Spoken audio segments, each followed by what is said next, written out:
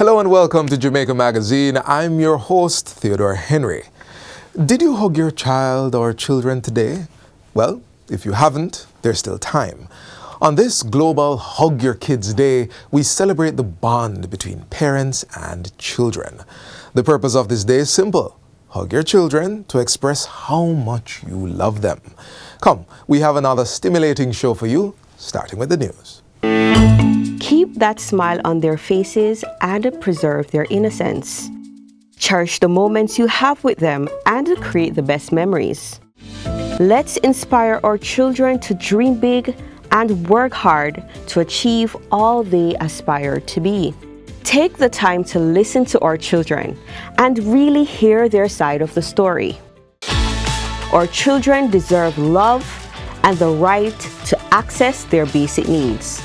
Do your part and protect our children.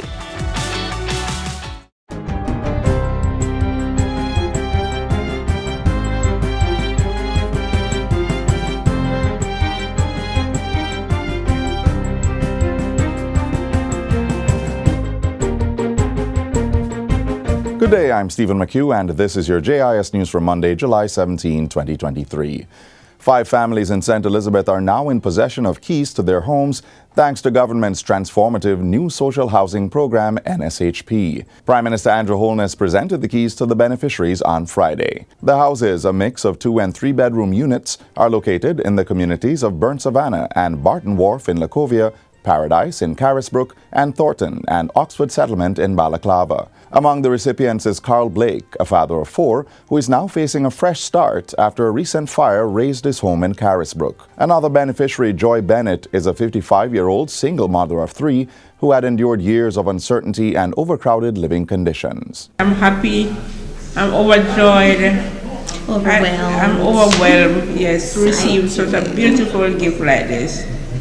I'll cherish it for the rest of my life. Prime Minister Andrew Holness says the program symbolizes government's commitment as well as the collective conscience of the Jamaican people to ensure that no citizen endures such substandard housing conditions. He pledged the expansion of the NSHP to gradually alleviate the housing crisis in Jamaica. We've never had before a project of this nature, which is designed to systematically address the issue of providing housing fully subsidized or even partially subsidized for persons who are living in substandard housing conditions.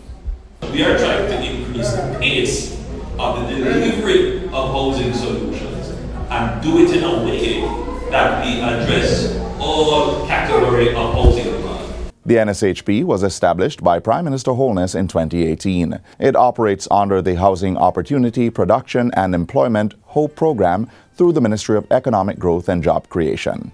Government has endorsed a project that has trained approximately 80 persons in concrete paving and different health and safety practices. The project is a corporate social responsibility initiative of the Carib Cement Company. Community members are being integrated into a rehabilitation program for areas in Olympic Gardens, St. Andrew. It involves the pavement of pathways and rechanneling of rainwater to improve the living conditions of residents. As part of the initiative, on Thursday, Prime Minister Holness officially opened concrete roads built in MacDonald Place at a cost of $8 million.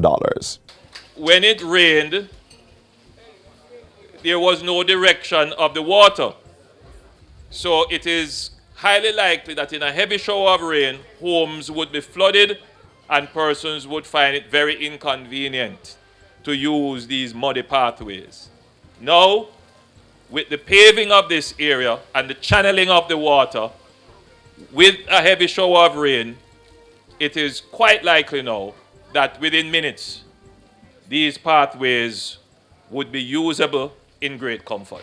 Mr. Holness committed to further development of the area in the form of streetlights, installation of benches, and security cameras. Meanwhile, Managing Director of Carib Cement Company says the investment will serve the community for years. It cannot be overstated, but concrete solutions, particularly when used as roadways, are durable and safe, and we will continue to promote its usage. A national skills strategy is to be developed for Jamaica with the objective of addressing current challenges in the technical and vocational education and training TVET skills development system.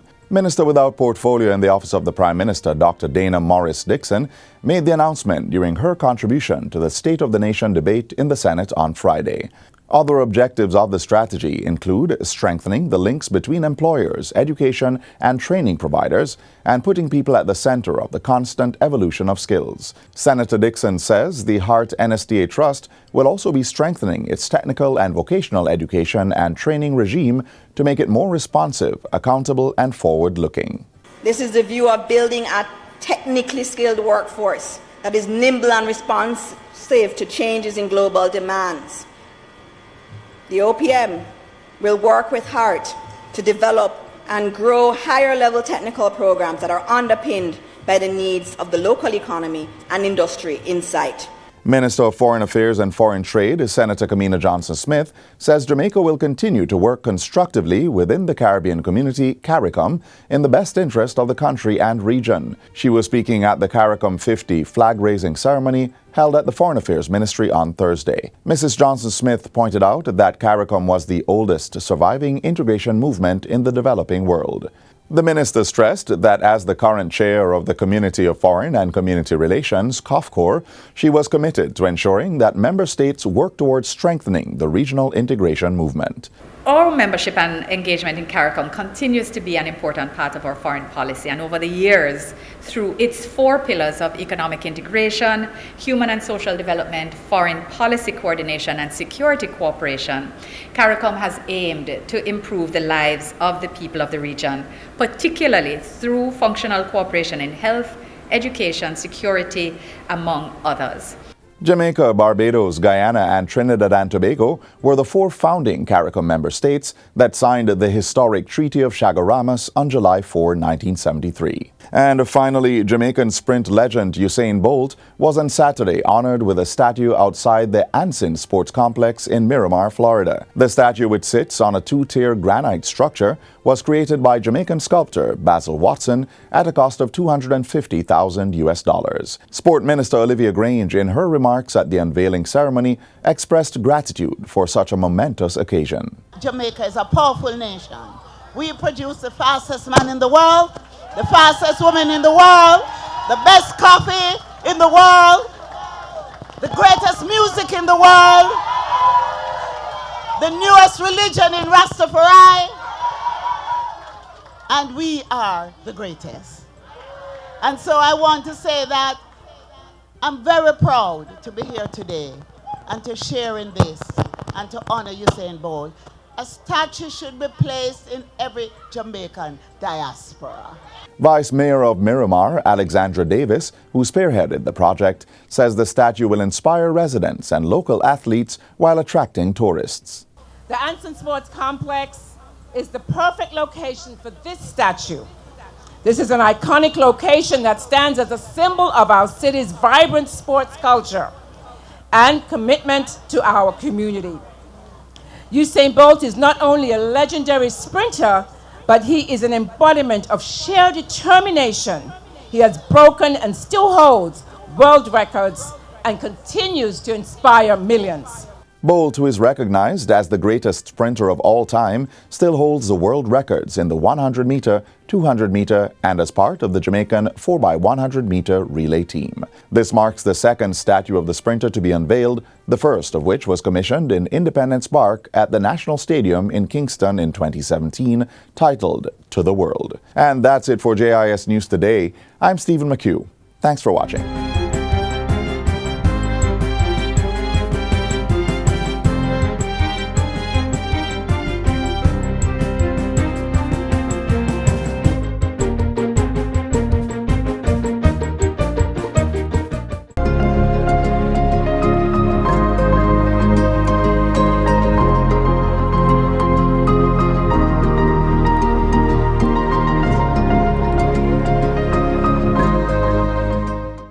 To produce a larger number of STEM proficient workers in Jamaica, the government is advancing science, technology, engineering, and mathematics education. The latest intervention is a program of full scholarships valued at $2.5 billion for 1,250 new student teachers at the Jamaica University College. Are you that STEM teacher the country is looking for? Learn more about the program in this next feature.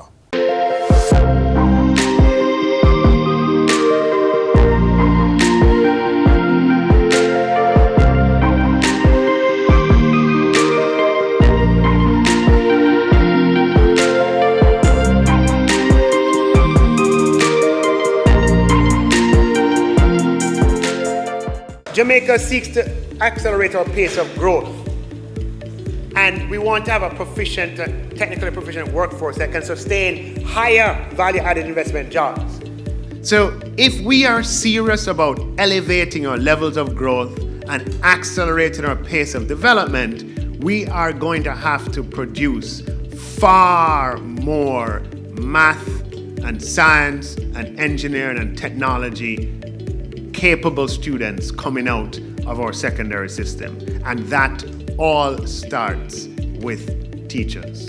And so the government of Jamaica has embarked on a program to ensure there's a continuous flow of homegrown talent to fuel investment opportunities and meet the island's growth and development agenda. In steps, the Science, Technology, Engineering and Mathematics STEM Scholarship Program. The initiative is a partnership involving the Ministry of Finance and the Public Service, the premier tertiary education loan provider, the Student Loan Bureau, and Jamaica University College, the island's oldest teacher training institution. The program will see $2.5 billion being invested in the training of 1,250 teachers over the next 5 years. The provision of this scholarship will foster the development not only of the scholarship recipients, but the nation based on best practices, new trends, and technological innovation garnered through their educational pursuits. Their new knowledge and creative thinking will help to push Jamaica's 2030 vision, making Jamaica the place of choice to live, work, raise families, and do business.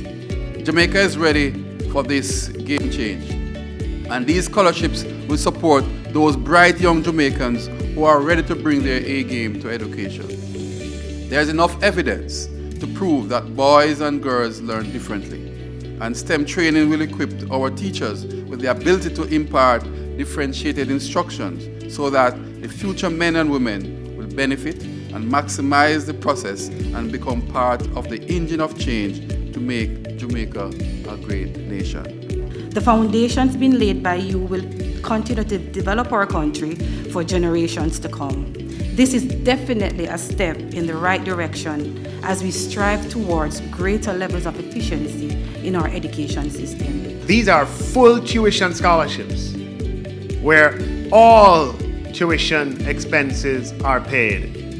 And so you graduate from high school, you have the courses to matriculate, you walk into Jamaica University College, you don't pay $1 over the next 3 or 4 years, and you walk into a job teaching your fellow Jamaicans.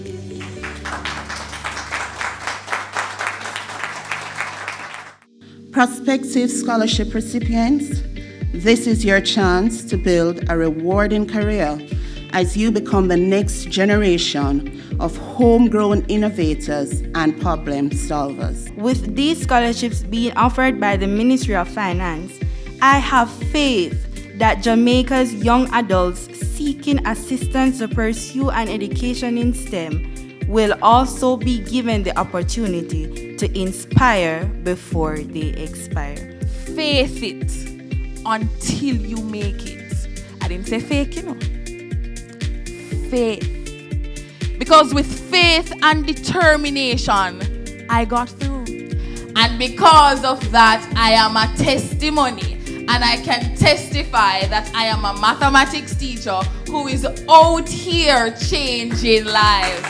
And I hope to see all of you one day who is going to enter the profession. What we are seeking is 1,250 Jamaicans who have a desire to inspire the next generation to achieve heights that Jamaica has not yet seen, but that we know is possible. I want you to advertise this far and wide. Let us see it everywhere that we are on the hunt for math and science teachers. We're launching a revolution in the country as far as STEM education is concerned. Apply for a STEM scholarship for the opportunity to get qualified to pursue a rewarding career as a STEM teacher. Find out more at www.mof.gov.jm/scholarships. Sign up for a STEM scholarship today. If we ignore road signs, the consequences can be deadly. The new Road Traffic Act is about saving lives and driving us all to arrive alive. Help to maintain law and order on our nation's thoroughfares. Be a good road user. Obey the road signs. Help us save lives on our roads. Up to March of this year, there were 99 road fatalities. While that number is still too high, Jamaica is trending in the right direction. One sure way to continue this positive trend is by practicing defensive driving. Here are some free lessons to get you started.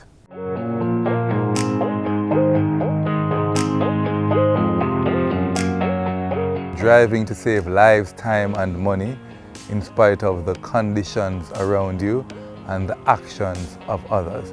But in a nutshell, we want to ensure that, we leave our destination and we reach home safely without creating any harmful situation for any other road users.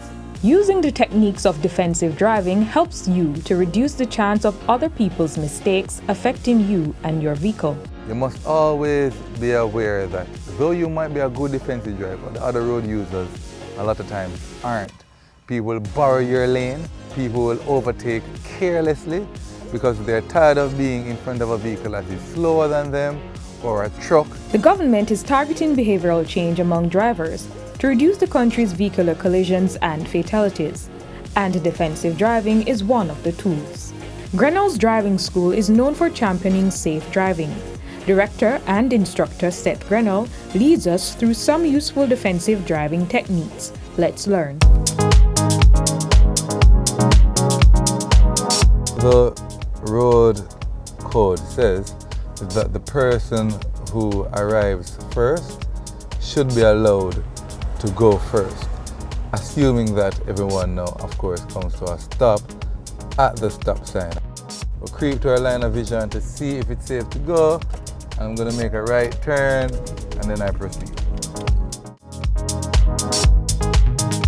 Using the cover and scan technique, when approaching an intersection, we usually want to shadow our brake, but most times what we do, we toot our horn, we don't slow down because we believe the horn will stop the person's vehicle pressing their brake for them. That's not the technique we should use. So when the light turns to green, we wait at least 2 seconds. Then we scan our intersection, ensure no one is running their light, and then we proceed safely.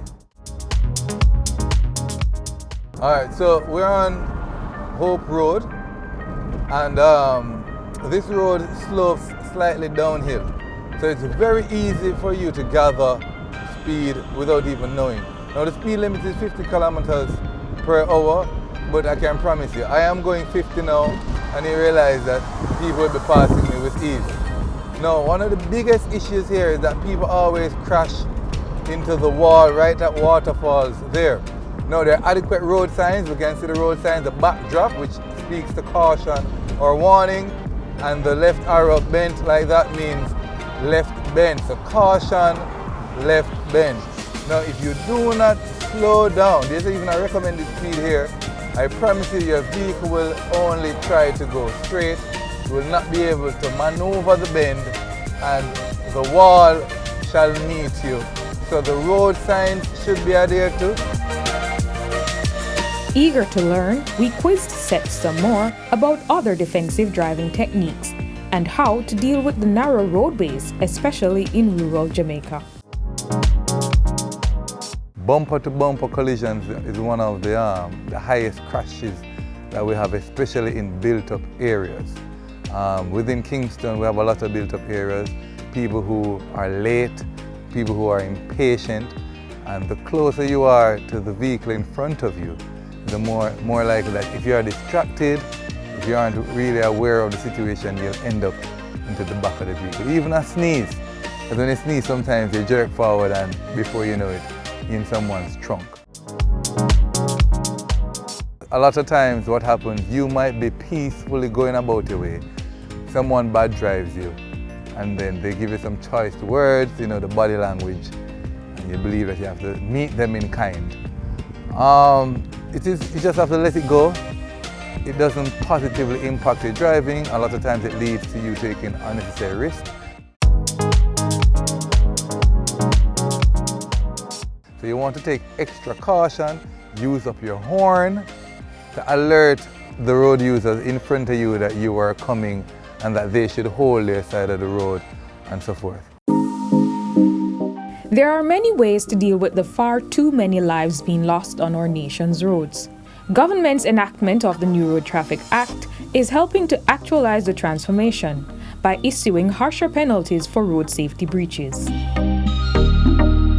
Defensive driving puts the driver in the seat to save lives. With more calculated efforts and responsible actions, it protects the most vulnerable road users and benefits all without a cost.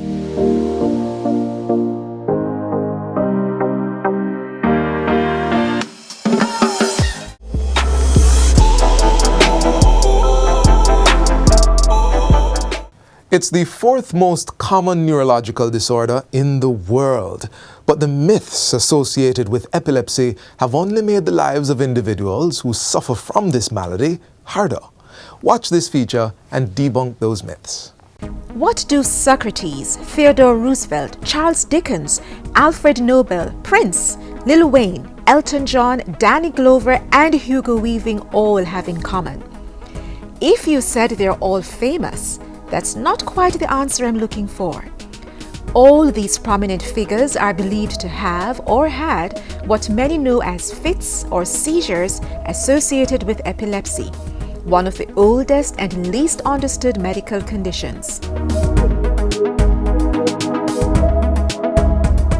It is not dopey take you over, it is not spirits. We have these myths that we do need to dispel in Jamaica.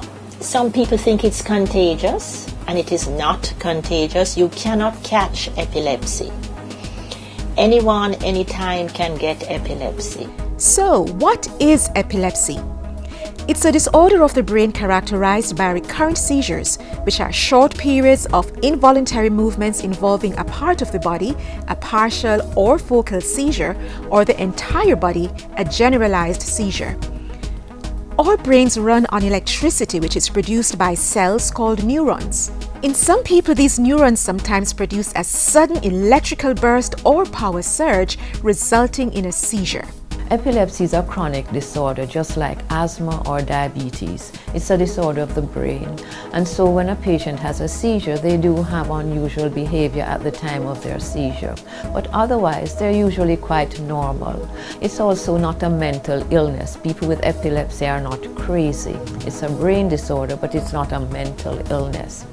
The cause of epilepsy can be genetic, meaning that you can be born with a genetic disorder that predisposes your brain to be abnormally wired, and that you are more likely to produce these epileptic discharges and have seizures recurrently.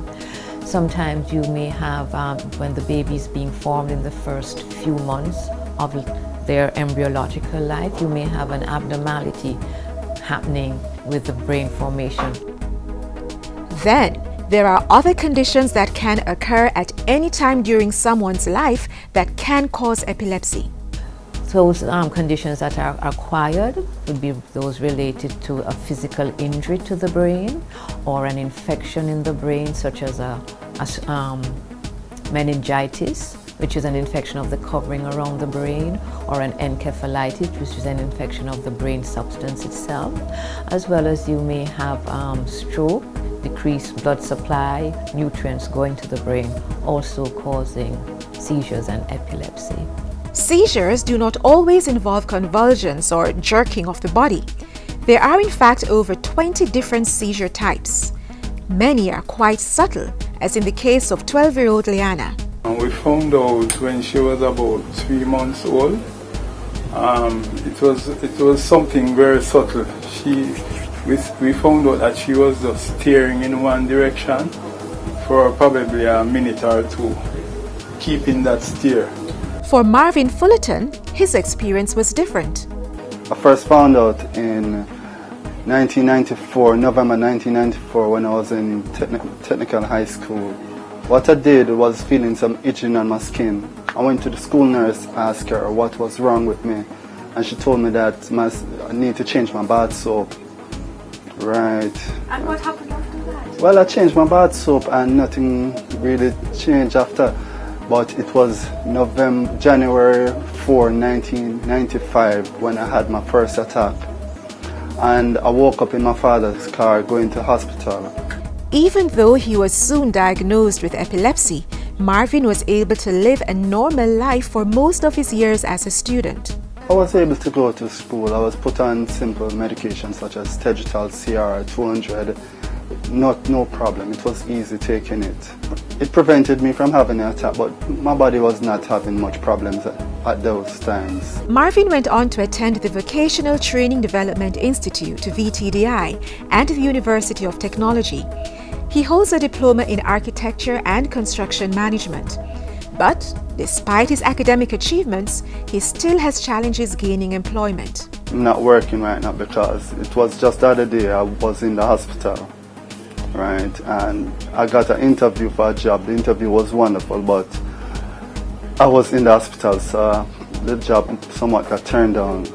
They found out about the situation and I got turned down.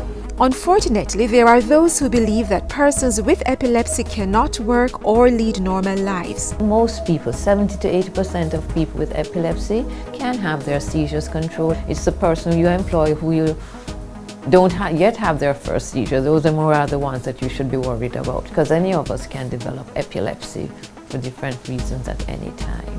If you believe someone is having a seizure, there are some things you should never do. Do not put any objects in the mouth. Do not put a spoon to hold the tongue down. Do not bring scallion. Do not take a dirty sneaker and put over the face. So then, what should you do? You need to cushion their heads. Whether you have a cushion or a jacket, you can take off and make a cushion just to support the head so they don't damage themselves. You loosen, if it's a man with a tie, loosen his clothing so that he can get some air and he can relax. You turn the person on the side. Do not put them with their heads right back. Turn them on their side and the tongue will fall and any fluids of the mouth will drain out to the side. And I guarantee you, you cannot swallow your tongue. A seizure would take between 3 to 5 minutes. Now, if the seizure continues for more than 5 minutes, you should take that person to the hospital. Anti-seizure medication is the most commonly used method to control seizures. Discounts are available for epilepsy patients who are registered with the National Health Fund. But there are side effects. Some persons experience weight gain, drowsiness, irritability, skin rashes, and blood platelet changes, among others, all of which require understanding from those around them. Thank you for being with us today on Jamaica Magazine. Remember, you are strong when you know your weaknesses. You are beautiful when you appreciate your flaws. And you are wise when you learn from your mistakes. Join us again tomorrow for another interesting journey. Of course, you can visit our website, jis.gov.jm, for more news you can use. On behalf of the entire team, I'm Theodore Henry. Thanks for watching. This has been a production of the Jamaica Information Service, the voice of Jamaica.